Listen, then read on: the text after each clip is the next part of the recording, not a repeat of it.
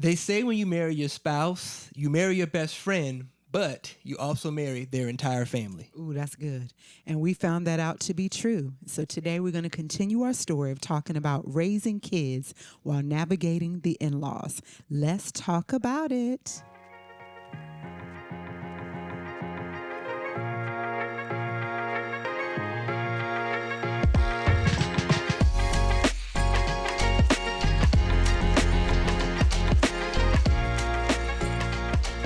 Welcome to the Then Comes Love podcast. We are your host. This is my man, Give it to me, girl. Wendell. I need all of that. Yes, my man. Yes. And we are talking about the ups and downs that we faced in marriage and how God took us from the mess to madly in love. Part 3. Are you madly in love, dear? I think so. Yeah, you better be. Part 3, here we go. Yes. Yes. So let's talk about it. So last week, babe, we last episode, should I say, we talked about, we had Kai, and Yes. we were trying to navigate having a family of 4, a crying baby. Crying a lot. And Kai was 1, and we found out we were pregnant with Soren. Mm-hmm. Yes. So let's talk about it. Yes, there's something about when you're broke, but you keep having babies. Go figure. We did that. Yes, we keep did. doing that. Yes, we did. We did. We never even thought once about using protection. For what? Protect from? I didn't need. What you need protection from? I felt safe. I don't know about you. Did you feel safe? You didn't need no protection. Now I think I did. Yeah, but just thinking about that, I know people are like, well, why didn't y'all just use protection? That was the whole point of getting married. Protection. Anywho, we did not realize the responsibilities. Man. I mean, we were kids. yeah. We didn't understand that those kids they grow up, they get older, and they cost money. Yeah, but not only was I a kid, because I was an immature one too, though. I mean, me too. Good. I'm glad you said that. I didn't want to say that to you. I'm glad you admitted to it. Now we can be our honest, truthful self. Yes. Yeah.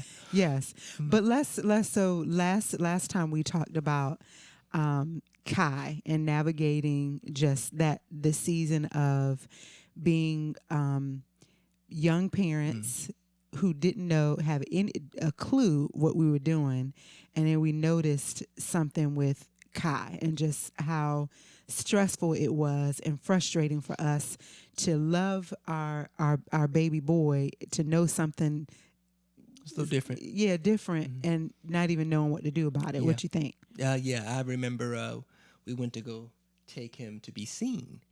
And I think the report we got back, it was a long report, a lot of big words, but I think the key thing... It was a lot of big words. But I think the key thing is they labeled him autistic. Mm-hmm. And, yeah. And we didn't know how to handle that. We didn't know what to expect. At the time, he was... I don't know how old he was. He was maybe not even. He was a year old. Yeah, and so I remember you breaking down and In the car, yes, in our minivan.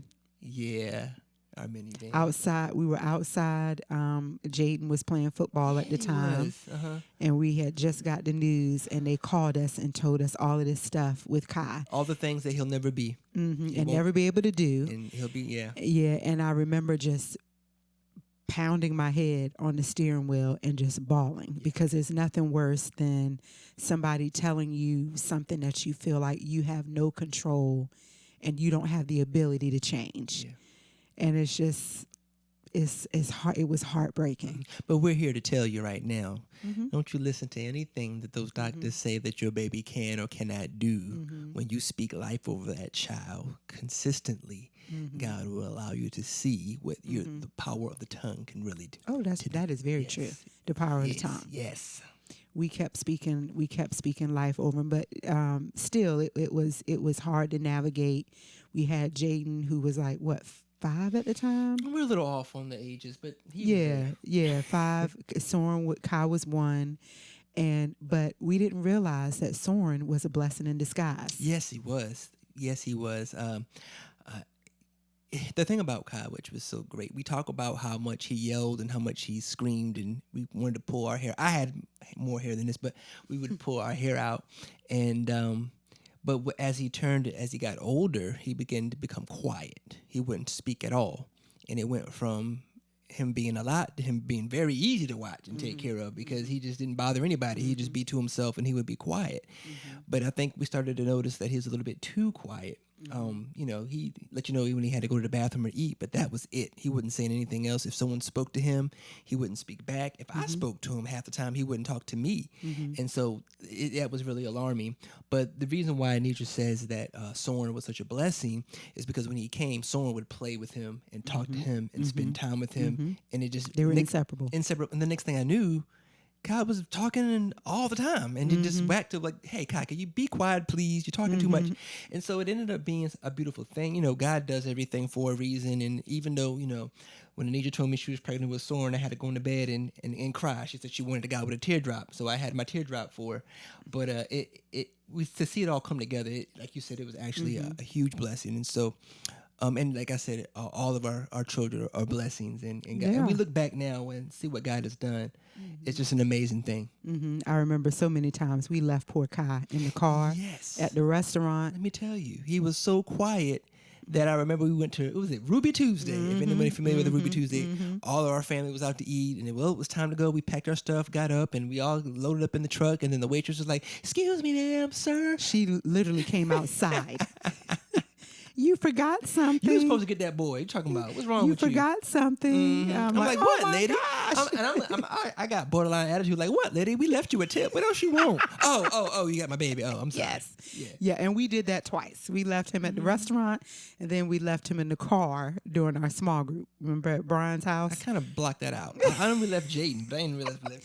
We were just really not responsible parents, were we? Yeah, we let's not talk about that. We grew up together, but anyway, But so one of the reason why we bring, kind of want to bring this back to what we want to talk about today is we were talking about one of the biggest struggles for us was raising kids, but being kids ourselves who were also stuck in our own way of doing things. Like, our own way we were raised. Because I felt like the way the Butlers did everything was the way it should be done. I thought it was absolute perfection. And Wendell and Marie, first of all jokes aside, phenomenal parents, and love you. I will always love you. And I think what you taught me, she just should have fell in line and did everything that we did as the Butlers. And she had her own perspective on how family should be. No, Willie and Decorius did it right, and so I tried to. But let's talk about it though. So here we have three kids at the time, and it would be just the five of us for a minute. And we started to get a lot of first of how we started. It really started to come up about how we were gonna raise our kids, even navigating talking about Kai, even navigating what we were going to do about Kai. What should we do? I had my way of doing things, you had your way of doing things, where we're going to spend the holidays, who was going to babysit for date night. I mean, we ran into all of these who was going to babysit. We ran into all of these issues when it came to, because let's be real, we were young. You were used to doing things your way. I was used to doing things my family's way, when really we just had to create our way. Yeah, I think that's what we were missing. Now we know that. Yeah. But we had to do things our way. So I'm Mom, don't hate me, because we keep it real up here. So Wendell, you about to keep it real about my family. I'm sure. And I'm gonna keep it real about yours. Okay. So all right, Lord. Okay. Let me just say, I remember when we, you know what I'm going to say, when we first got married, and I think we were staying with your parents for something. It might have been because we were homeless. But I don't think we were homeless yet. I think it was. I don't know, babe. I would be there. I can't remember. Yeah. But I remember, the phone ringing, and your mom wanted to bring you the phone. Okay, what's wrong with that? But she brought you the phone in a way that I was like, your mom brought you the phone like that? Like what?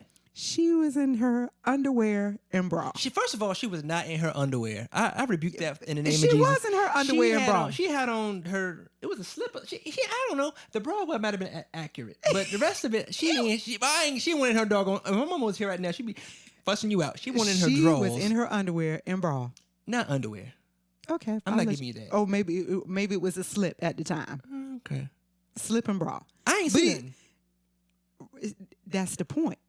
So I was thinking like, oh, she came out here, her underwear and bra, telling him about. I'm like, oh my gosh. But Mom, I love you, because right now I do that with my own kids. Sure do. And Mom, let me tell you, Nidra got way more than what you had. Be quiet. Anyway, when she see it, we're talking about the difference. So for me, that was like odd. So what? So your mama ain't walk out in her bra? It's okay because I'm a girl. Oh. So what about your brother? I didn't have a brother. Oh, okay. I didn't have a brother. Okay. So I'm saying all that to say, like, just the difference in and I remember even your family was a lot more outgoing than mine. I mean, the conversations that they would have when I would come over there, I mean, just y'all, the rawness, that is your family. And I was not used to it. Well, it's funny because if people who know you and look at you and see you, that's exactly how they would describe you. So I don't understand. Hindsight is 2020. Now looking at that, I can see how it's okay because that's how I am. But I'm saying at the time, it was different for me. And so when we were talking about like who's gonna watch the kids, naturally I felt more comfortable with my mom because she was my mom. Mm-hmm. But even with just, I don't know, what were some of the differences you felt with my family? It's hard. Let's just say what it is. Like, to me, I thought my mom could do no wrong. I thought she was, perfect, and the same for your family. Especially your father. Mm-hmm. I mean, it's a little strange, okay? Like, y'all put Dad on a pedestal. Let me explain to you. For me, my father was so important to our family. He was the sole provider, the breadwinner. He did everything for us. But at the end of the day, he Dad. Nobody was really looking at Dad like that, even though that's just kind of how it is. Even for now, even for me, it's all about Mom. And for us, it was like mama, mama, mama. Even though Dad was breaking his back for everybody, he really didn't get all the attention. But that's fair. At y'all house, though, it was a little bit extreme. It's like, how so? Because y'all was like, prime example, when I came over your house that time, we were watching TV, and it was me, you, your sister, your mother, your dad was upstairs sleeping. It was the middle of the day, and we're watching the program, and y'all have the volume down so low that I couldn't even hear what was being said. I'm looking around at you all, and you all are just into the show, like, And I'm looking, can y'all hear? I literally said this out loud. Can y'all hear this? Like, how are you watching? How are y'all able to hear this? Because their respect level for Dad, right? We go a step a little further that your mom would do. That just blew my mind. Whenever your mom would kind of like threaten you or whatever, let's just say she wanted you to do whatever it is that she wanted you to do. She was like, well, Daddy would like it if you really did X, Y, and Z. And we would do it. Right. And so just because she said Daddy said it. Right. But as we were married, your mom would do that with me, and I'd be like, okay, so, and... What tell me what he want for? Yeah. It was just it didn't work with me because it just, Mm-hmm. So that was a bit extreme for me. Mm-hmm. And I'll say one of that is very true. We yes, a little over the very top. True, very true. And it's interesting. Yes, you're right. And nowadays, the world revolves around Mom. Mm-hmm. But that totally wasn't the case. That wasn't the case. One of the other things that was really different for us was that my family was very close.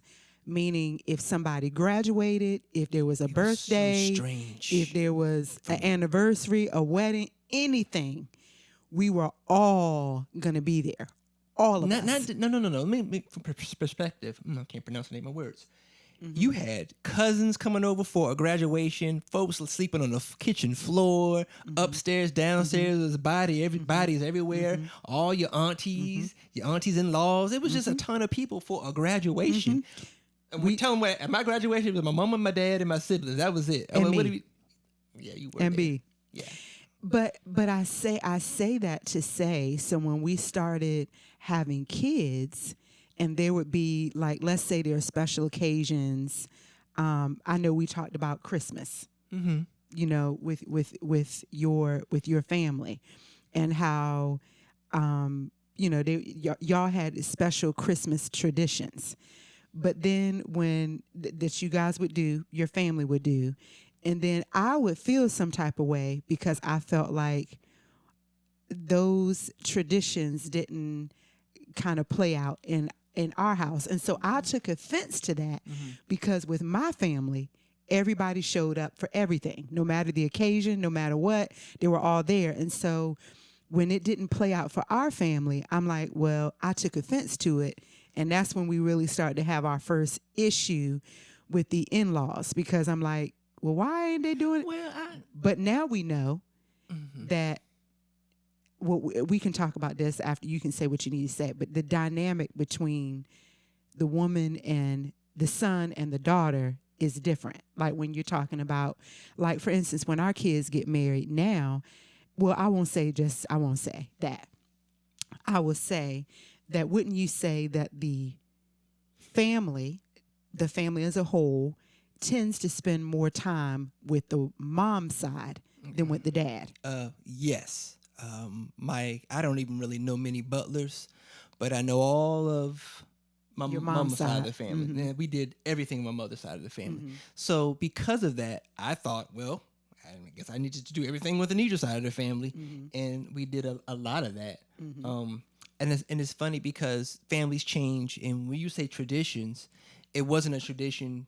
I guess what happens is, when we have children, speaking for my parents or our parents, when we have children, our children get married, they move out of the house, and it's just mom and dad. So Christmas time comes, there's no more kids in the house. What do? So I guess you would go to see your grandkids open up their gifts. Now, we lived pretty far from our family. We were 30 minutes. And everybody else was like right around there. The corner. So it was like, and plus our kids at the time, I felt like were the youngest. And so you know how it is when you have little kids on Christmas. They're getting up bright and early. Come on to open the gifts. And by the time they would have got to our house, it would have been over. But that's how I saw it. But now I see it. But I can, but I now I see that. But I also feel like God knew what he was doing, because, like I said, it wasn't about my way of doing things, the way my family did things, and it wasn't the way your family did it.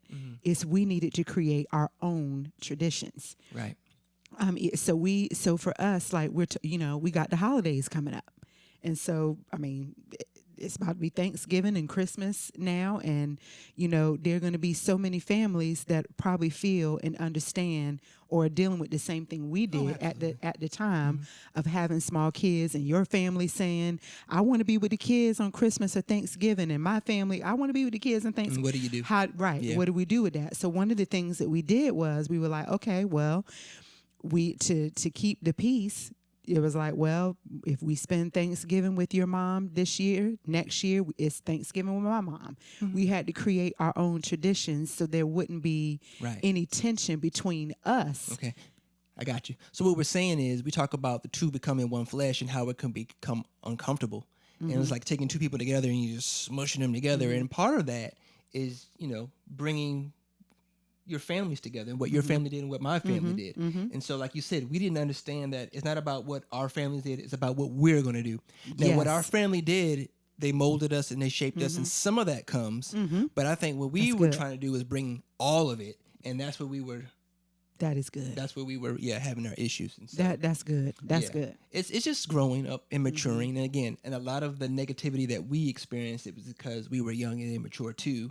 I know when we're going through this, Nidra, I would say, when Nidra will say, well, my family don't do that. And I was like, well, my family doesn't do that. And it's so frustrating when you go to a church, when the church is your world, and you go in there, and because her parents, were the pastors. They were, and let's say they were one of the pastors. He wasn't wasn't the senior pastor. No, he was the executive. But very popular amongst the people. And then, so it was like, when you get there, it was like, isn't such divine so great? And I'm like, whatever. Yeah, they all right, man. Y'all. The Butlers is pretty dope too, by the way. That was because, and it would always seem to happen when we would have these issues. And so, but I thank God for how everything turned out. I thank God for my in-laws. They're phenomenal. Same. And but it's just growth that we just had to grow. And I think a lot of it is we compared ourselves to our parents in a lot of ways. The difference is my father had me at 35 years old. And my memories of him, of course, when I was like 10 years old, that would put him like at 45. So here I am, 20, trying to be a 45-year-old man, and it just wasn't working. And I was comparing my wife to my mother, who would have been 40-something, and I'm like, you're not acting the way my mom would act. But my mom was 45 years old and mature. I didn't know my mom when she was 20. And I've heard stories about my mom when she was 20, and I probably didn't want to know my mom when she was 20. So I think that's good. I think that's good. Just we have to grow into those. We have to grow into those people. Yeah, we're not. Yeah, so stand on just the in-laws. One of the things we, of course, we talk about. We don't script what we're going to say, but we kind of have an idea of where we want to go with these topics. And one of the things that we talked about was the babysitting issue. So Wendell and I would try to do date nights or whatever, and we were, trying to figure out who was going to watch the kids. And you made a comment about how you wanted to spend more time with your family. Right. Yeah, I did want to spend more time with my family, but I just felt like I couldn't because it was. Why? Well, not that I felt like I couldn't. I felt like I could, but it was such a touchy subject that it was so touchy that just in order to keep the peace. Your mom not going to do, she not going to burn Jean right, and she not going to do this, and she not going to do that. Stop. My mom can do it. It's just, but I just, yeah. But you have to realize you know your mom. I didn't know your mom. I didn't know your mom either. But here's the thing. But I'm that child. I'm our child's mother. Yeah. And so your mom and I mean, we had kids right away. Your mom and I hadn't developed that relationship yet. Sure. And so I think there needs to be a grace there when that relationship has not been developed, because of course, in order for us to go out and for me to feel comfortable, I need to know that my baby is taken care of. Now that does not mean. You saw what they did with this? That does not mean that your mom does not, your parents didn't know how. It's just I needed to be comfortable. And so naturally, whenever we wanted to do something, the kids went a lot of times with my parents. I do. When they were smaller. Yeah, well, okay. Whatever. But I do, it doesn't, I'm saying that, but it didn't make it right that I think you have to be intentional about making sure that your kids spend time with both sides of the family equally. Yeah. Because there are things that they can learn from my side, but yes, there are things that they could learn from your side too. Okay, so I know a lot of times too that would just really frustrate me is you would compare me to your father, and unfair because you just said you did it too. Yeah, but unfair because I'm gonna put it in sports terms. Every basketball player is compared to Michael Jordan, right? And it's unfair because Michael Jordan, just to let y'all know, Michael Jordan was not perfect, but we tell the story about Michael Jordan like he never missed a shot ever in his life. And that is exactly how you compared me to your father. And I'm thinking to myself, I cannot win this. I remember going to your dad and telling him this, and he just laughed. That's all he would do was laugh. But yeah, the comparisons, because for me, I had to learn how to not to be a mama's boy anymore. Because I love my mama, man. Loving her was like food to my soul. Loving her was like food to my soul. And we're not even going to talk about how she called you and told you she made dinner for you and didn't make dinner for me. She made dinner. It was just all on one plate, and we had to. I forgot to get the separate plate and put it on the plate. You ain't talking about my mama. No, we said we keep it real on here. So let's talk about the in-laws. I don't even remember that though. So I don't think it's fair. But go ahead and talk. Go ahead. You might have dreamt that. I don't know if that was actually true or not. I tell no lies. But go ahead. Finish what you go. Yeah, but the comparison. I was just saying we just compared like, hey, to compare me to your father and your family's eyes was just. And for my brother-in-laws, whoever see this, they'll understand. It just won't fair because I still ain't that, and that's just what it is. But they say you the closest to him. He is just like my dad. I ain't as smart. I wish I had his brains. That's for sure. But anywho, but no. But I think you said that's great. Just so the moral of this story, as you are navigating, for all of you who who have young kids or maybe older kids, and you're trying to figure out how to parent them, how to incorporate the traditions of both sides of the family without abandoning a side of the family. Sure. I think the more of this story, the things that we did is we realized that, number one, you have to be intentional about spending time with both sides of the family. It's not about your tradition or his tradition. It's about creating for your family. You don't have to do things the way his family did it or your family did it, whatever, however you want to say it. You have to decide what you guys are going to do together. Yeah. And do that. And also you taught in the comparison. Mm-hmm. Stop comparing your spouse to your mom or your dad. They are not your mom. They're not your dad. And you just have to allow them to grow. And it's going to be okay. Mm-hmm. It's going to be okay. You're gonna find your way. It's gonna be a little bumpy. It was bumpy for us in the beginning, but it worked out. And I'm so thankful that our kids turned out great. Yeah, they are. They turned out. We made it. We made it. Yeah. And you think about it. We're at the age now where at some point our kids will have someone, and you'll be the in-law mother. And just keep in mind. Yeah. Hopefully, I won't get. Yeah. We just. Yeah. I'm. Yeah. Karma. Anyway, continue to follow along with us as we come on, as we talk about our journey, and all of the different things that we navigated as being a married couple. We've been married for 26 years. Not to say that we have the answer, but we hope that as we share some of the things that we did and some of the mistakes that we made, that you'll learn from it and you'll be encouraged by it. So we want you to like, subscribe, share, and join us on the next episode as we continue to talk about how God took us from that mess to madly in love. We love you guys. See you next time.